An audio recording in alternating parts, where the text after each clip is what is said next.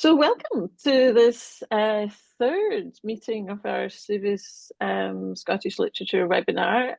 Just for those of you who've not joined us before, or even if you have, I just wanted to explain that CIVIS is a European alliance of 11 universities, and the universities of Lausanne, Aix-Marseille and Glasgow are all part of it, which is what gives us the basis for this this webinar we've been doing for a couple of years now.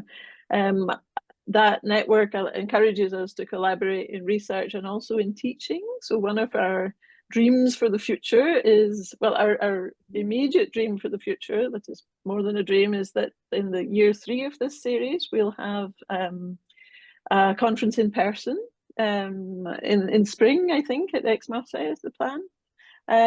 One of our future plans is that we might manage to build a co-taught course on Scottish literature between our 3 universities, or even something bigger than that. These things are still to discuss. But anyway, it gives us this platform to allow us to gather people from all over the place, and it's really nice to see so many people from near and far with us today. Today, our theme for 25-26 is outreach in Scottish literature. And so our webinar today, our theme is poetry and public life in Scotland. I'll just already do some pre-publicity for our webinar in spring 26. We already have a date. You will receive an email about this, but we have a date, which is the 12th of March. Our theme for that one is going to be contemporary Scottish literature in translation. And we have 2 confirmed speakers, John Corbett and Paul Barnaby. So that's going to be another good one. I'm looking forward to that. Today, we should have had 3 speakers. Unfortunately, Sam Tongue from the Scottish Poetry Library had to withdraw for family reasons. He sends his sincere apologies, and I really wanted the Scottish Poetry Library to be represented since they're such a great institution, and they really, absolutely in the line of our discussions today. But maybe we can mention them in the discussion period. They're kind of lying behind a lot of what we're talking about today. However, our 2 speakers, Claire Gheerardyn and Eilidh Whiteford, will have a little bit more time to talk. I've told them they can be a bit more relaxed with time since there's just 2 of them. We will have lots of time for questions at the end. Since we're on Zoom, we can benefit from the chat, and if you like, you can already post questions in the chat as we go along. Or you can save them and raise your virtual hand when we come to the question session. We'll listen to both papers and then have a general question session at the end. I think I've said all the official things I wanted to say. So I shall go on and introduce our first speaker, who's Eilidh Whiteford. Eilidh, after MA at Glasgow in 91 and then another in Guelph in Canada in 94, she defended her PhD on Alistair Gray at the University of Glasgow in 1998. We overlapped. I was just saying earlier, I won't say the whole thing that I said earlier, but Eilidh and I overlapped by a few years at Glasgow. After a few more years in academia after that, she moved into political life. From 2010 to 2017, she was a Scottish National Party Member of Parliament for Banff and Buchan in the House of Commons in the Westminster Parliament. Now she works mostly in public affairs consultancy for True North Advisors, but she tries to, in her words, maintain a wee academic side hustle in both literature and ethnomusicology, which she did another degree on a few years ago. So I'm really happy to have you here, Eilidh, with us. And your paper today is called Putting the Canon into the Canongate, Poetry, Politics and the Scottish Parliament. Over to you. Thank you very much. And I'm very grateful to be asked to contribute to today's webinar. Although, as has been said, my academic background's in Scottish literature and ethnology, most of my adult life has been spent working in the political realm, as an activist, as a Member of Parliament, as an apparatchik and as a policy and public affairs professional. So when Professor Stirling asked me if I'd like to talk about the Canongate Wall as part of this seminar, it was kind of hard for me to say no. Given that we're such an international gathering tonight, I'm not going to assume that everyone will already be familiar with the Canongate Wall, so I'm going to provide a fair bit of description and introductory background to the project and its installation today. But in doing so, I also hope to explore, albeit in quite a preliminary way, some of the questions the project raises about public poetry and politicised poetry in the public sphere. The Canongate Wall brings to the fore questions about canonicity, but also prompts far-reaching questions about national identity and cultural mythology, which I'm only going to begin to unpack here. The Canongate Wall is an evolving sculpture. Begun in 2002, it forms an integral part of the exterior wall of the Scottish Parliament in Edinburgh. It could hardly be more public. As you can see in the slide, it faces onto the Royal Mile, the historic High Street of Edinburgh, Scotland's capital city, and it's accessible to anybody walking past. Embedded in the facade, roughly at eye level, are rhomboid tablets of diverse igneous, metamorphic and sedimentary stone quarried from different parts of Scotland, reflecting the country's rich geology. And inscribed on some of these stones are quotations in Scotland's three traditional languages, Scots, Gaelic and English. Originally, there were 24 inscriptions in the wall. There are 29 now, and I'll come to that. And these include proverbs, aphorisms by prominent historical figures, even a verse from a biblical psalm. However, most of the inscriptions are literary, with 17 out of the original 24 quotations taken from poems or songs. The Canongate Wall was originally conceived by the Catalan architect Enric Morales, who led the team commissioned to design the new Scottish Parliament building following the devolution referendum of 1997. His idea was to bring Scottish culture and heritage into the design of the building's facade. However, Morales died suddenly in the year 2000 while construction was still at a fairly early stage, and before this part of the project had really taken shape. Following his death, his widow and business partner, Benedetta Tagliabue of EMBT Architects, commissioned the artist Soraya Smithson, a family friend, to design the wall. It was then cut by Gillian Forbes and Martin Riley in 2002, prior to the official opening of the new Parliament building in 2004. Soraya Smithson has this to say about the project. You'll see there in Smithson's comments a reference to the Art Steering Group. This was a committee established in the very early years of devolution to oversee the development of the Parliament's nascent art collection and involved a cross-party group of parliamentarians supported by experts. It included politicians who would go on to make their mark on Scottish public life, including Labour's Ken Macintosh, a former presiding officer, the veteran Liberal Democrat Jamie Stone, who's still an MP now at Westminster, and the SNP's former president Mike Russell, who is now the Scottish Land Commissioner. These politicians were all from parties that had campaigned for devolution and had a strong stake in making it work. It was this group that made the decisions on who and what should be quoted on the wall. They had expert advice, but crucially, in a spirit of participation and democratisation, they asked the public for suggestions and they got hundreds of responses. That type of mediated public participation has characterised the evolution of the work when subsequent additions have been made, marking 10 and 25 years of devolution. One might have anticipated that this process would provoke just a little debate or controversy, but in fact the Canongate Wall was one of the least contentious aspects of the whole Scottish Parliament construction project. I searched the parliamentary records and it hardly merits a passing mention until much later. 25 years on, it's easy to forget that by contrast, the main building project was mired in deep controversy that at times even threatened to undermine confidence in devolution. But the point I want to emphasise is that the Canongate Wall really hasn't commanded a great deal of attention from politicians, even though many of them walk past it every day. Nevertheless, I really don't think it's possible to inscribe words into the walls of a parliament, a legislative institution, without investing them with a heightened level of cultural authority. The inscriptions on the Canongate Wall don't simply represent Scottish culture and heritage, they are actively creating meaning. They're making a statement, they're constructing a story about who we, in inverted commas, are how we see ourselves.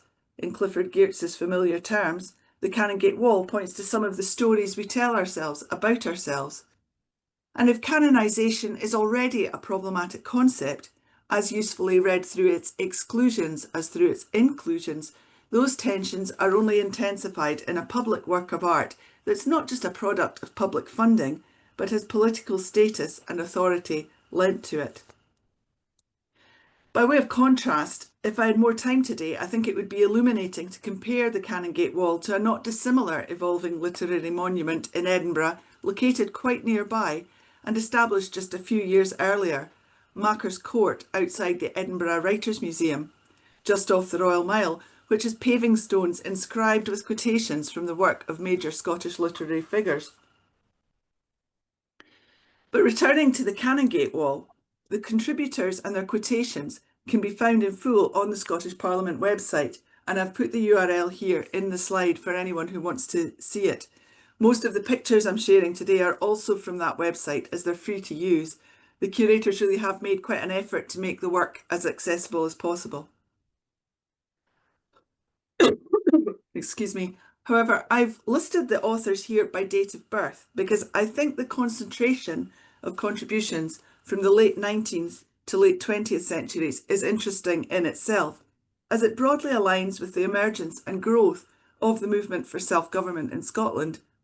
It raises questions in my mind about the extent to which the wall can be seen as part of a conscious process of nation building. I'm sorry, I've got a bit of a dry throat. Using historical and contemporary fragments and ideas in the construction of an imagined or reimagined community, to borrow and adapt Benedict Anderson's influential idea.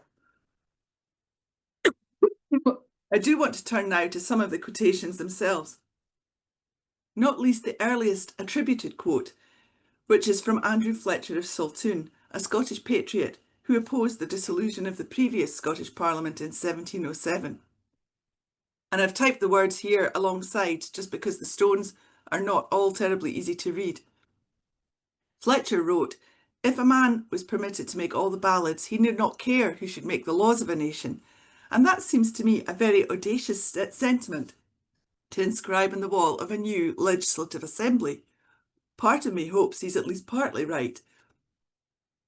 It certainly reminds us that the interface between politics and culture is a live and an interactive one. What else do the quotations tell us? There are two Gaelic proverbs and a Scots proverb.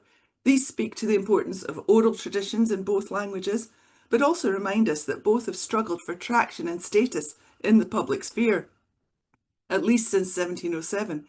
And of course, Gaelic in particular was very actively suppressed historically in the wake of the failed Jacobite risings. There's also this anonymous excerpt from a Canadian boat song that was first published in Blackwood's magazine in 1829. Its authorship has been the matter of some academic debate, but thematically it evokes the émigrés' yearning for their homeland and the experience of the Highland clearances.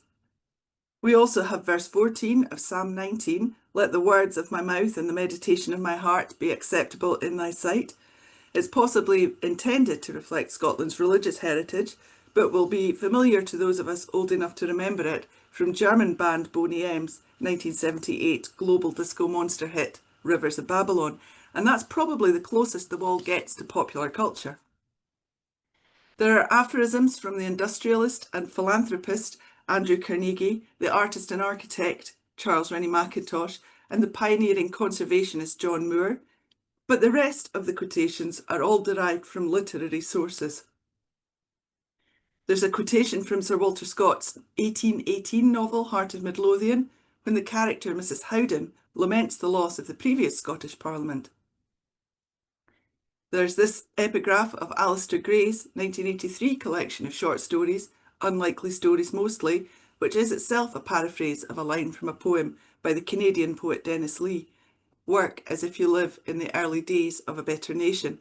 That one became something of a political slogan for Yes campaigners in the 2014 independence referendum. All the other quotations are from poems and songs. There are two slabs quoting Scotland's most celebrated poet, Robert Burns, the final verse of his anthem, A Man's a Man for A' That, sung so memorably by Sheena Wellington at the official opening of the Scottish Parliament in 1999, and the other, the oft-quoted lines from his poem To a Louse, Oh, would some power the giftie gie us to see ourselves as others see us. There are also excerpts from poems by the Aberdeenshire minister George MacDonald, better known for his early fantasy fiction rooted in Scottish folklore and his influence on Lewis Carroll, C.S. Lewis and J.R.R. Tolkien, from Sir Alexander Grey, who came to public eminence as a political economist. He held chairs at both Aberdeen and Edinburgh universities, but he was also an accomplished poet in both English and Scots. From Robert Louis Stevenson, one of the truly international figures of Scottish literature, but also a son of Scotland's preeminent family of lighthouse engineers.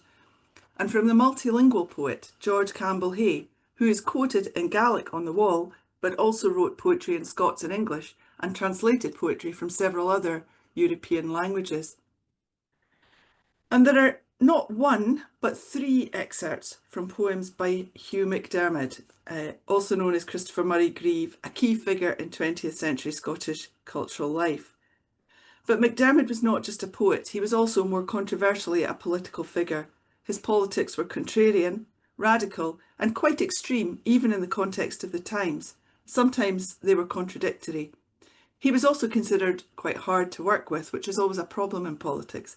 However, he played a key role in the foundation of the National Party of Scotland, a main precursor of the modern Scottish National Party, and he stood for election to Westminster on 3 occasions, for the SNP in 1945 and 1950, and for the Communist Party of Britain in 1964. Famously, his communist colleagues struggled with his nationalism, and the nationalists struggled with his far-left sympathies. The political historian Bob Purdy's analysis of MacDiarmid's political outlook, Hugh MacDiarmid, Black, Green, Red and Tartan, is well worth a look if you're interested in a more thorough reading of MacDiarmid's politics. But his bumper 3 panels on the Canongate Wall have excerpts from his poem Midnight from 1978. That's the one that begins, Edinburgh is a mad god's dream. There's a more widely anthologised short poem from 1934, The Little White Rose, inscribed in its entirety, certainly one that's had some contemporary political resonance within nationalist circles, and the opening lines of his 1974 poem, Scotland Small, ? Which poses the rhetorical question, are multiform, are infinite Scotland small? One of the more, to my mind, left field inclusions on the wall is an excerpt from that well-known Scottish poet Gerard Manley Hopkins. Not. Frankly, Hopkins' links to Scotland are fairly tenuous. As a Jesuit priest, he spent a couple of months ministering to the poor in a deprived part of Glasgow, during which time he managed to squeeze in a day trip to Loch Lomond, and he wrote a nice poem about it, Inversnaid, which is the one quoted here. To be fair, Professor Alan Riach has pointed out that Hopkins' poetry had an enormous influence on MacDiarmid, and I suppose by extension on the emergence of modernist poetry in Scotland, but even so it's a surprising choice given some of the absences and exclusions I'll come on to later. In terms of those poets who were still alive when the wall was unveiled, Hamish Henderson's represented by the final verse of his radical anthem, The Freedom Come All Ye, set to a pipe march which became a popular protest song during the folk revival and was sung by the South African soprano Pumetse Machikisa at the opening of the 2014 Commonwealth Games in Glasgow. The first Macker appointed by the Scottish Parliament, Edwin Morgan, is represented. He held that role until his death in 2010, and one of my personal favourites, lines from Alan Jackson's poem, A Young Politician Looks at the Moon. What a lovely, lovely moon, and it's in the constituency too. Looked at in overview and seen as a collective statement, the wall has a lot to say about the relationship between people and place, whether those are urban or more frequently wild and rural landscapes. There are some overtly political and politically influential inclusions and a couple of humorous quips. If culture is, as Gheerardyn argued and I alluded to earlier, the stories we tell ourselves about ourselves, what stories does the Canongate Wall tell? For me, the biggest tell of all is that not one of these 24 original inscriptions is attributed to a woman. Not one. At the turn of the 21st century, it speaks volumes that the politicians and experts entrusted with selecting suitable inclusions for this statement of Scottish culture and heritage built into the fabric of a symbolic building in itself invested with so much hope, expectation and democratic aspiration did not see fit to include any ideas, sentiments or observations by any Scot who wasn't male. Were there really no Scottish women worthy of inclusion? What about the great Gaelic vernacular poets like Mary Macpherson, Big Mary of the Songs, who lived from 1821 to 1908? Or Scots tradition bearers like Anna Gordon, who shared dozens of Scots ballads with the great collectors of the 18th and early 19th centuries? Or Carolina Oliphant, Lady Nairn, born in 1766, whose songs are still well known and sung today, as are those of Jean Eliot and Alison Rutherford. Or Anne Hunter, whose lyrics were set to music by the composer Haydn. Or in the 20th century, Violet Jacob, Nan Shepherd, Flora Gary, or MacDermid's associates Helen Cruikshank and Marian Angus. I could go on, there really is no shortage of material. It is a political choice. I leave you to reflect on what the omission of women says about whose words and ideas are valued, who is memorialised, and what kind of relationship between poetry and public life is engendered by that exclusion. It's really a shocking eclipse, erasure, oversight, and all the more frustrating given that the Canongate Wall was commissioned by a woman, designed by a woman and executed primarily by a woman. Are they to be seen merely as the handmaidens of Scottish culture? However, I am going to get off my high horse and remind myself that the Canongate Wall is an evolving sculpture. To mark the 10th anniversary of devolution, 2 new inscriptions were added to the wall, chosen from over 300 suggested by the public. One of them is this excerpt from Norman McCaig's luminous poem, A Man in Assynt, and the other, At Last, a contribution from a woman, Mary Brooksbank, a mill worker, trade unionist and political activist who put words to a traditional tune sung by women working in the jute mills of Dundee. Born in Aberdeen in 1897, Brooksbank's family moved to Dundee and she started working in the jute mills when she was only 12 years old. She became a high-profile trade unionist and Communist Party activist who spent time imprisoned because of her political activities. In the 1960s, Hamish Henderson, mentioned earlier, recorded a series of interviews with Mary Brooksbank, talking about her background, her family, her working life, her political activism, her involvement in the trade union movement, her personal life, and the role of music in her life. Those recordings are held in the archives of Edinburgh University's School of Scottish Studies and are freely accessible online via the Tober and Dulchus website. I was going to try and play a short clip of Mary Brooksbank singing her own song, just to give her own voice to her own words, but I'm not going to trust the technology this evening to do that, but I would urge you to check it out for yourselves. Earlier this year, to mark the Scottish Parliament's 25th anniversary, 3 more inscriptions were added to the wall, all of them also the work of female poets.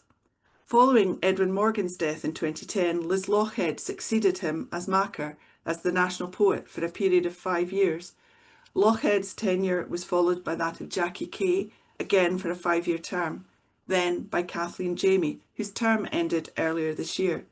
The public were invited to vote for their preferred quotations from a series of options pre-selected from the work of these Mackers. Over 5,000 people did so, and these are the inscriptions that the public chose. And here's a picture of the 3 poets on the day they unveiled their plaques with the presiding officer of the Parliament, Alison Johnson MSP. Kathleen Jamie has written a rather moving personal essay about the process, which was published in the London Review of Books in June this year, and it's well worth a read. I feel I've hardly started to excavate the many layers of meaning that inhabit the Canongate Wall. Had I but whirled enough in time, I would love to interview some of those who were involved in the original selection of the material for the wall. Indeed, there is a short interview with Soraya Smithson on the Scottish Parliament website, but I would also like to talk to the people who walk past it every day. Those going to work in the Parliament building, the clerks, the cleaners, the caterers, the security guards, as well as the politicians and civil servants, the residents of Edinburgh's Old Town, the tourists, to find out how they engage with the wall, if they do at all, and what they think about what's written there. But in closing, one thing that strikes me quite powerfully when I consider the piece in the round is that there's a lot more radicalism and aspiration to radicalism on the walls of the Parliament than there's been within them so far to date. Some of the ideas encapsulated by the poets, artists, industrialists, makers, makers in the broadest sense, whose words are featured on the Canongate Wall, express the story of a Scotland we may wish to realise, but nevertheless one pretty far removed from either the mundane democratic business of Parliament or the realities of daily life. The wall pleads for a better nation, a less ill-divided world, for brotherhood and all that.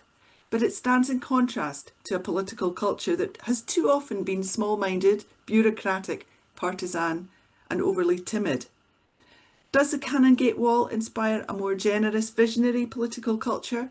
Or does it create a facade that shows us what we want the world to see, tells us the stories that we want to hear about ourselves? Those are the questions I'm left to ponder, and I leave it open to you this evening for you to ponder them too.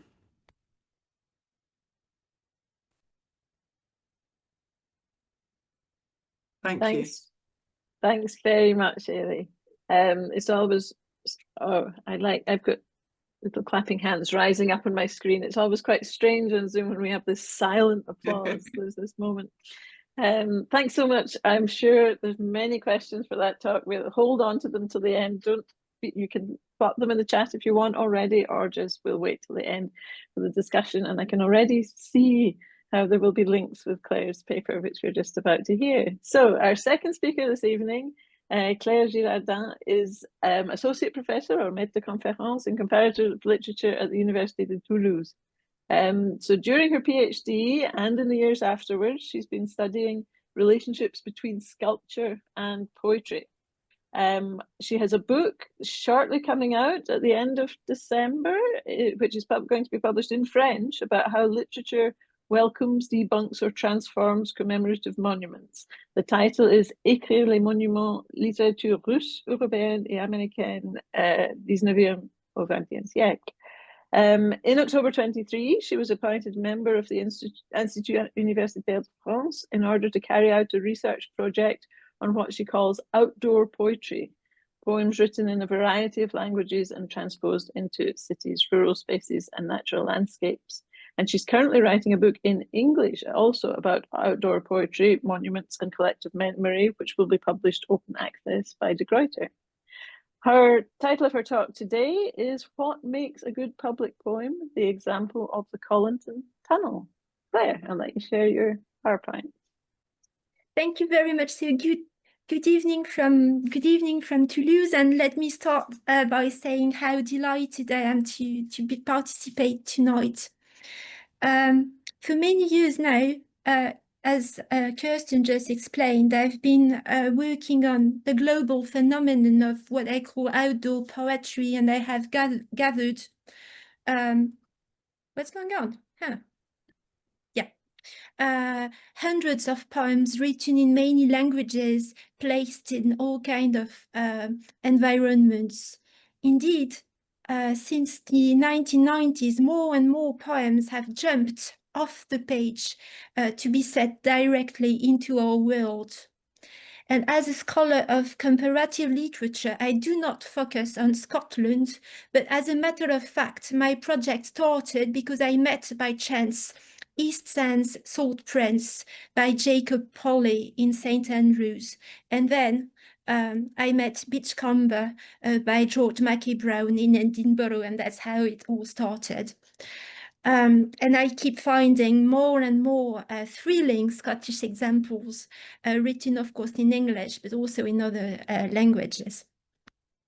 And I try to understand how our perception of a poem is altered by the site where it appears, and how our experience of the place is transformed by the poem as well. In order to do so, I try to carry out interviews with poets and artists, and I also try as much as I can to observe, try to observe the poems and artworks in their contexts. And just as Eilidh was saying, I try to understand how passers-by interact or not with the artworks. And in other words, fieldwork is the foundation of my research project. So I've just shown a bunch of poems placed outwards, and the question is, are all those poems that I've briefly shown public poems? Of course, it depends on on how we can define public poetry, which is precisely a question probed by Claudia Benfin in a recent book. Public poems can be defined as texts concerned with collective and political issues, trying to act on the world in order to change it. But they also can be defined as poems relevant to everybody, or at least a very extensive group, and such poems, etched in collective memory, function as links between separate individuals, uniting them into one single people. They can be texts that are not to be read individually in the privacy of one's house, but collectively. And we can imagine them as recited by thousands and thousands of people joining their voices together, as it was the case when Soviet poets such as Yevtushenko would perform in gigantic stadiums, as I'm showing here. And we can also imagine that public poems function like public newspapers pasted on a wall, read alongside with other people. So you read and strangers see you reading. And lastly, a public poem, and this was made very clear in the previous presentation, should be accessible freely to everybody, and it should exist in the open view. And this is, and as a consequence, this is why it so frequently jumps off the page to be set in the public space. And in that respect, public poems can be compared to monuments and public artworks which are so frequently funded by public money. So tonight, I will mostly speak of a mural painted in the outskirts of Edinburgh, and which, according to my empirical observations, can be considered as a relatively successful example of public poem. When one walks to the dells of Colinton, one finds a long disused Victorian railway tunnel, which used to be grim and dark and scary, but which now holds an enchanting surprise. The dark architecture is full of vivid colors, and walking through the tunnel is actually walking through a poem. 4 years ago, the full 16 lines From a Railway Carriage by Stevenson were transposed into the poem in order to enhance the connection of the village with the author, who used to spend his boyhood holidays there. And maybe some of you already know this poem, which lists what a child sees from a window during a train journey. So it starts: faster than ferries, faster than witches, bridges and houses, hedges and ditches, and charging along like troops in a battle, all through the meadows, the horses and cattle, all of the sights of the hill and the plain, fly as thick as driving rain, and ever again in the wink of an eye, painting stations whistle by.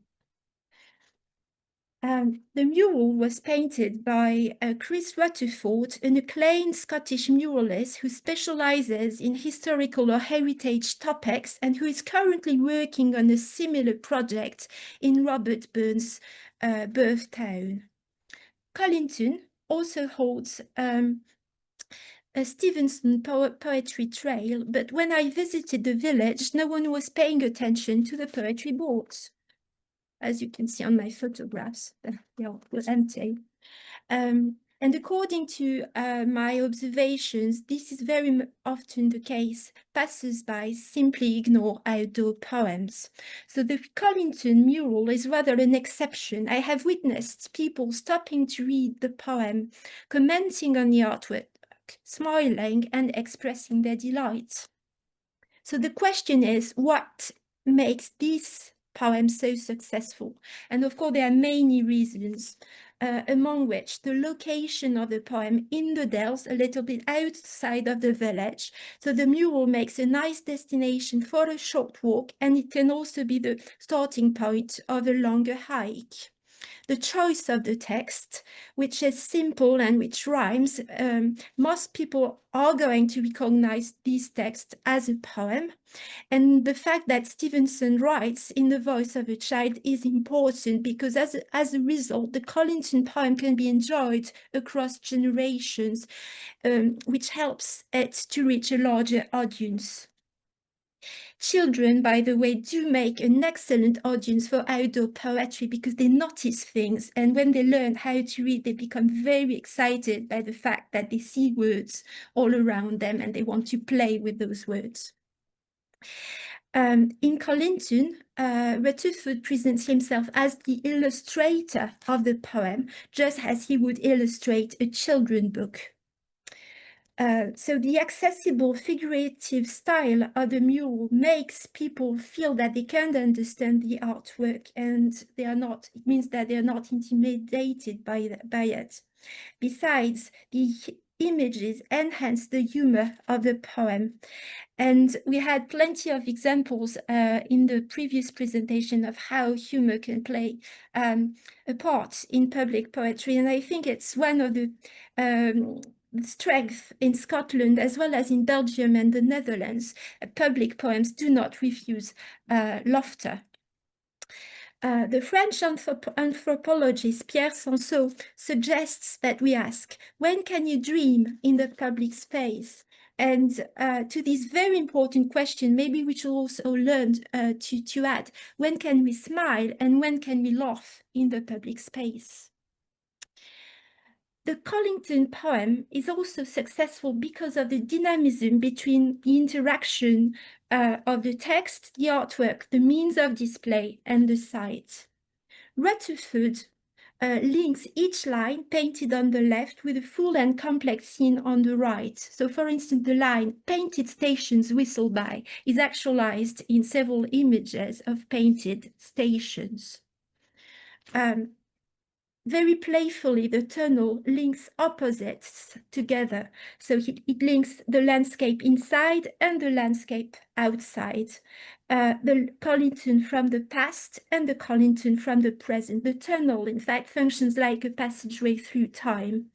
And to create those scenes, Rutherford has used the actual Colinton landscape in order to transform the poem and in order to make it specific to its setting. And he has also used archive images.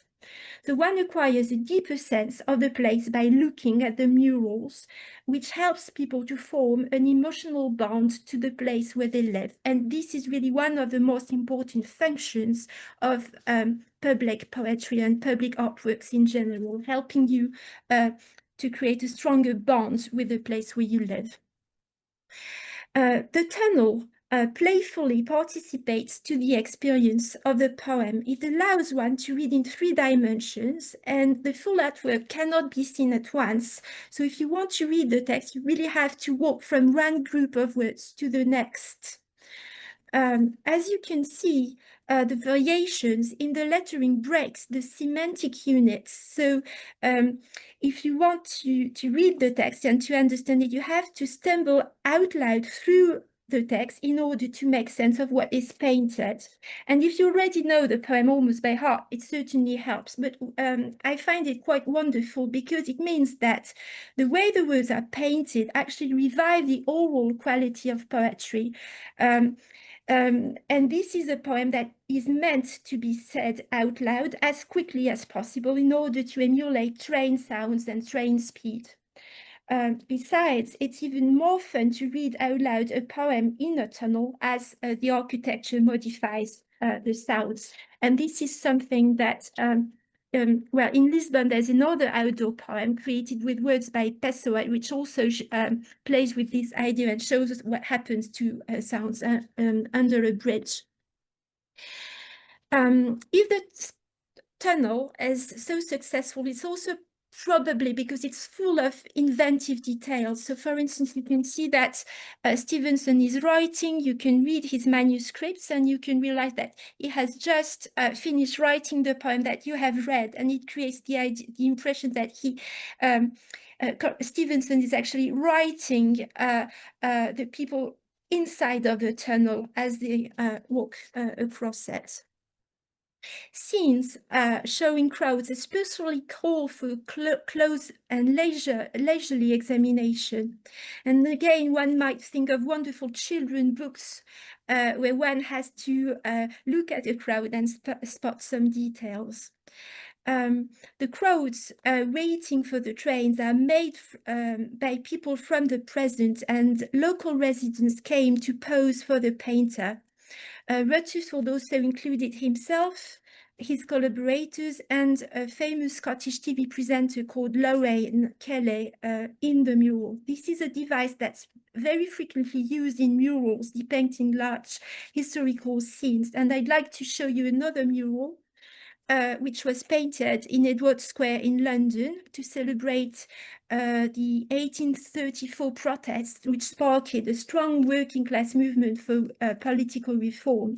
And the protest happened just next to the, very nearby. And the mural was instigated by a local activist called Lisa Pontecorvo, who was born in Glasgow and who saved Edward Square from developers. And when Lisa Pontecorvo was killed in a bike accident, her portrait was incorporated in the mural. Traditionally, murals are considered to be different from other artistic mediums. They are thought to be good means of popular education and to be community-oriented.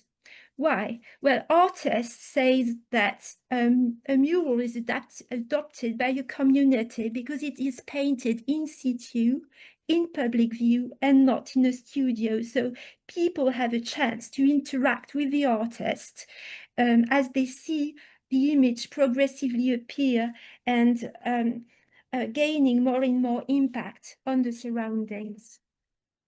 In Colinton, the process of painting the mural lasted for more than 2 years, so it really gave a chance to people to adopt it. But Rutherford also found another way to give ownerships of the mural to its public. In the past, many sculpted monuments were erected thanks to public subscription. So the instigators did not only aim at raising as much money as possible, but rather at raising money from as many donors as possible. So school children would send pennies. And thus monuments would embody all the people who had contributed, and they could stand as legitimate emanations of a people. We are currently witnessing a shift. Public monuments and public poems might still be funded collectively, but they also tend more and more to be created collectively.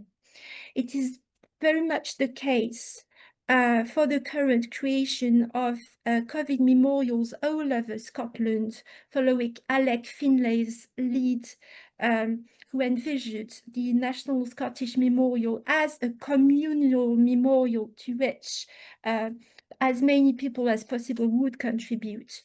And for instance, in Aberdeen, a large stone structure is to be engraved with a poem composed by different members of the community during workshops led by the poet Joe Gilbert.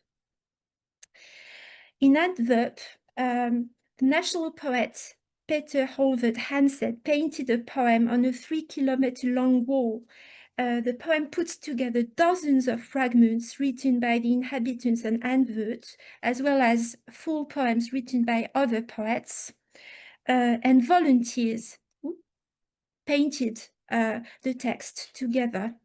And I could give you many other examples, such as here in the Carbonek Poetry Path, which was created under the lead of the poet and artist John Plunkett. But John Plunkett had adults with cognitive disabilities living by the path contribute and helping him to actually build the path through the landscape. So this is yet another definition for public poems, poems that are written and fabricated, crafted, made collectively. The making of the Colinton mural involved 600 school children coming from 4 or 5 different schools. They painted some boards which were then clipped to the tunnel, and members of local art clubs also were invited to join, as well as the army families, since Colinton is a garrison town. And indeed, there is a tradition of painting collectively large murals. All kinds of people learned to create things together, and the mural stands as a testimony to this ability. It brings together so many different styles, embodying the idea of a community. By way of conclusion, I would like to stress 2 elements.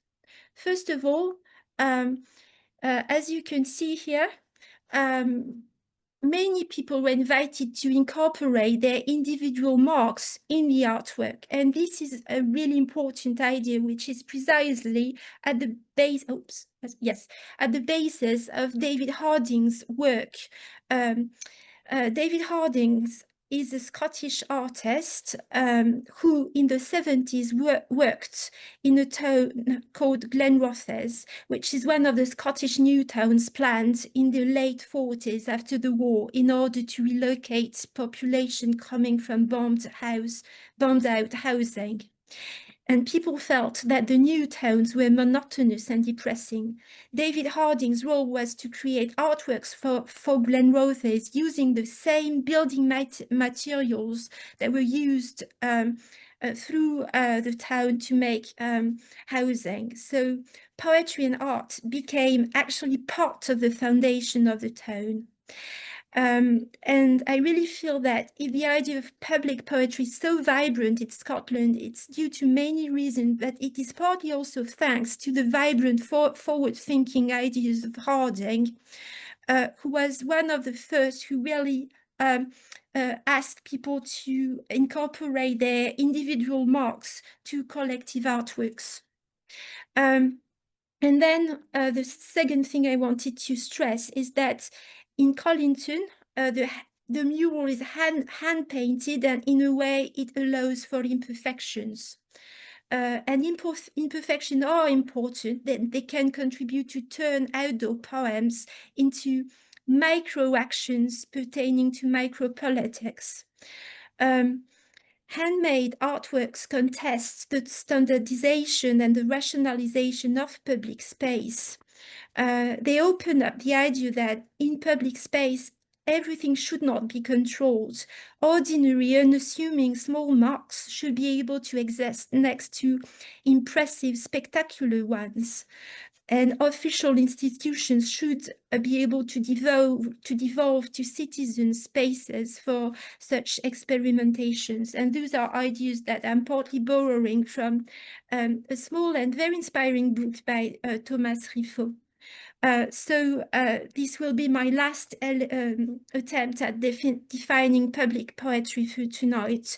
Public poems set out our imagination into motion, and by their mere presence, they transform the way passers-by and readers might imagine the possibilities held by public space.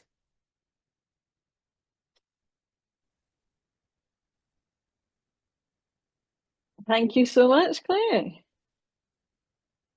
And that's such a beautiful PowerPoint. I could have just kept looking at that. So we do have some time for questions. So I would invite questions from the floor. You can either raise your hand or indicate in the chat. Anyone like to start? I have a question maybe for both speakers, just while people are gathering their thoughts. And it kind of follows up on what Claire said, that last thing about hand-painted art not being controlled. And I was thinking about, I mean, both the two very different outdoor public art installations you were talking about, and especially the Canongate Wall, which has been there now for 20 years, Eilidh. So I was thinking about the weathering of the art in both cases, and how does the art change with time? Is that part of the way that we understand the difference, what's different about public art? Yeah, one of the things, if I'd been talking a bit more, the Canongate Wall is now 25 years old, and if you see the stone, one of the ones in the slides that I put up, the Norman McCaig one, you can just see how the stone is starting to erode. And I think some of the geological properties of the stones that were used are very different from each other, but there were many other types of stone in Scotland that were not suitable for this, precisely because they weren't really very suitable for monumental sculpture. And yeah, I think there will be interesting questions for the curators about whether they repair them, whether they polish them, whether they improve them over time, or do they let them weather? I think that does raise a very interesting question. But the ones that are there in granite are probably going to last a very long time. Thanks. Claire, do you have Well, I think Whiteford designed the murals so that they can evolve through time and change if there is, the need to change them. And also the fact that some are painted on boards, clipped on the walls, make them very easy to take and repaint or renew or refresh, and then clip, and then you can clip them again. So yes, I think it was part of the design of the tunnel, that it's going to evolve, and it's easy to transform it with the passing of time. Thanks. Oh, yeah. And we have a question from Ruth, who's raised her hand. I'll just unmute myself. Can you hear me? Yeah. Yep. Perfect. Thank you so much for your very interesting presentations. I'm based in Oslo at Oslo Met University, and I'm just wondering, about the question that you raised, Eilidh, on who are not included in the kind of poetry that we pose with in outdoor places, but maybe also in the mythologization of our nation states. And Norway is a very young nation. We haven't been independent for very long. It's like from the beginning of the 1900s, and I'm sort of looking into which poets were used, how were they used to build up the idea of Norwegian culture, Norwegian identity. But I haven't been asking myself who were not included, who could have been included that were not seen, or maybe suppressed in a way. So I'll definitely bear that thought in mind. It gave me some important input. And thank you, Claire, for a wonderful presentation. There's lots to say, but I'll give someone else the opportunity. But such an eye-opener to start looking around and actually see what is out there in the world when we travel. Thanks, Ruth. I don't know, do either of you want to respond to that, or? We have another question from Shona. Hello, thank you for your presentations to you both. My question is very simplistic, but are those two forms of art considered being part of what we call today street art? I'm really very happy to answer that one, and thank you for the question. It's a question that I grappled with when I was trying to think this through. I mean, for me, something like the Canongate Wall is almost the antithesis of vernacular street art. You know, it's not going to be washed away. It's not going to get painted over. And I think because it is so officially sanctioned, it's very hard to see it through the same rubric that you would consider street art, or even the kind of art project that Claire spoke about so eloquently.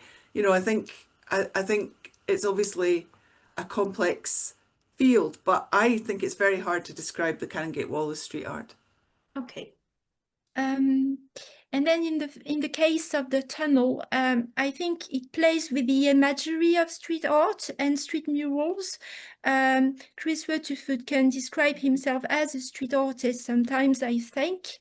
And also he had collaborators who are actually street artists. But then again, the project was commissioned, accepted, created by the community and with the community. So it certainly plays with the imagery of street art, but it cannot exactly be described as street art. But I think that the fact that it looks a little bit like street art might make some people accept it more easily and welcome it more easily, because, I mean, among my own students, for instance, I've noticed that when I show poems that look like street arts or made by actual street artists, they smile and they feel relaxed and they're ready to welcome them. And when I show things that are more that look more commissioned, some of them have a reaction and say, some of them have a tendency to say that they feel oppressed by the poems because someone has decided that the poems exist in the public space, but they were not consulted, which makes me a little bit angry when I hear them say that, and I find that reaction very difficult to accept, but this is another topic. So that was my answer. Okay, thank you. Thanks very much. Marie?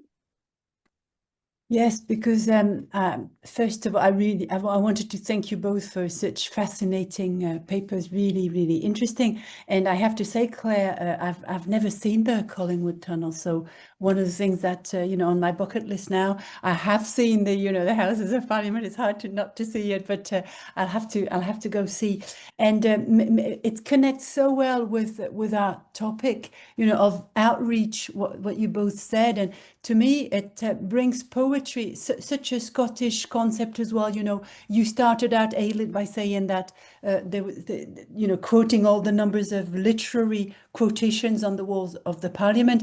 I can't imagine that taking place on the walls of the French Parliament, for example. So it's something that's really, really constitutive of Scottish, the Scottish outlook, really. And coming to my question, I don't know, you don't need to answer it right now, but it questions the idea of poetry itself, the status of poetry, and both your presentations, I think, made that very clear. What is the outreach of poetry? Is poetry a political? Is a poem something that has a political standpoint or message or point to make? Is it communication? I was also very struck, Claire, by your two opposed examples of, the very old-fashioned panels on Stevenson that had nobody looking at them, and then by contrast, what looks like street art, and very a lot of involvement on the part of the public. So, okay, here it is to both of you. Does that change the status of a poem, do you think, and in what way, and why does that matter?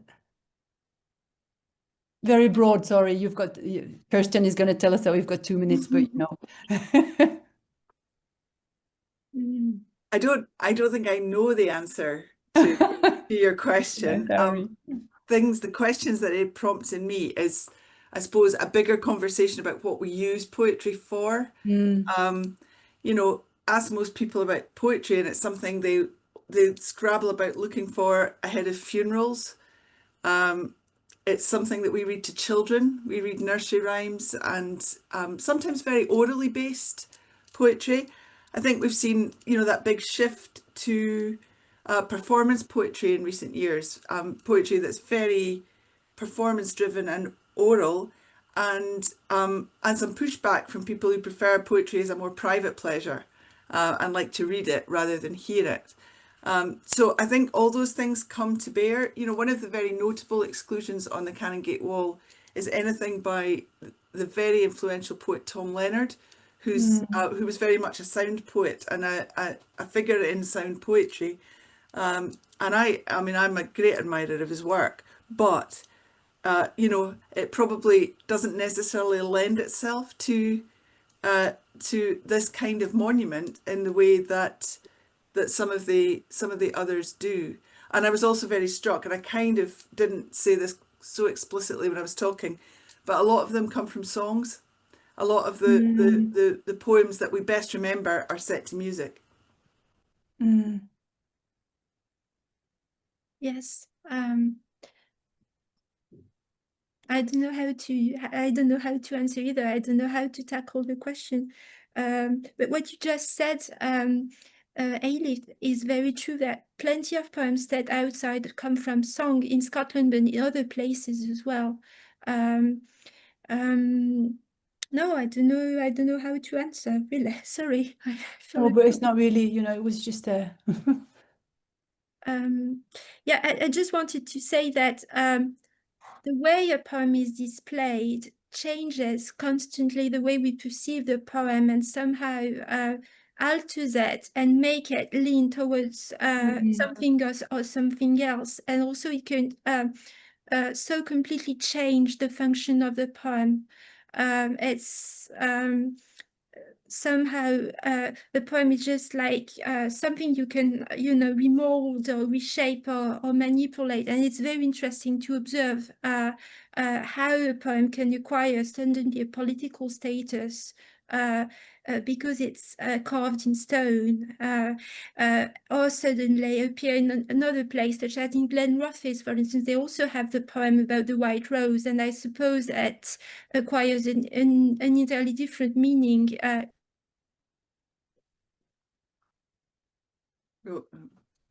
Can't hear you anymore, Claire. We've lost sound. We've lost your sound. Your sound went, Claire, but Oh, you're back. It's okay. I'm back. Well, I don't know if it was repeating, but I was saying that in Glenrothes they have the same poem about the white rose.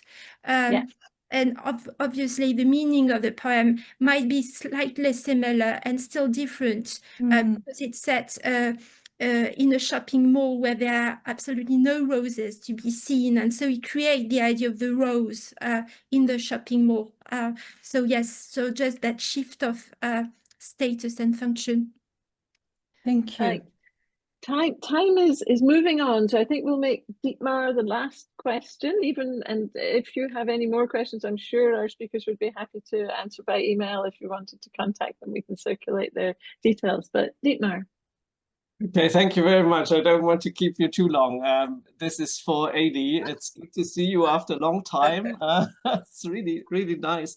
As a politician and political activist, what is your comment on the role of poetry for politics in Scotland? Does it have a kind of bigger role, signaled maybe by those poems on the wall, or maybe by reciting Robert Burns at the opening of the Parliament?